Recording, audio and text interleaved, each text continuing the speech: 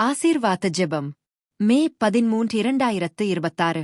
அன்பான தேவனே, நீங்கள் எங்களைத் தேர்ந்தெடுத்து உமது ராஜ குருத்துவத்திலும் பரிசுத்த ஜாதியிலும் பங்காளிகளாக ஆக்கியதற்கு நன்றி. எங்கள் சொந்தத்தால் நாம் தகுதியற்றவர்களாயினும் உமது கிருபையினால் எங்களை அழைத்து உமது திட்டத்தில் இடம் கொடுத்துள்ளீர்.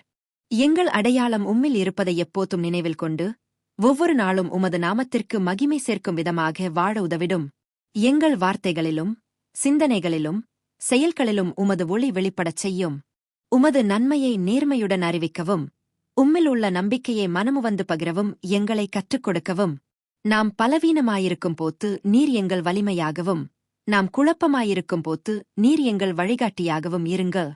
நீர் எங்களுக்கு முன்பாக வைத்திருக்கும் பாதையில் நடத்தி நீர் எங்களுக்கு ஆயத்தப்படுத்திய நன்மைகளைச் செய்ய உதவிடும். இயேசுவின் நாமத்தில் ஜெபிக்கிறோம். ஆமென்.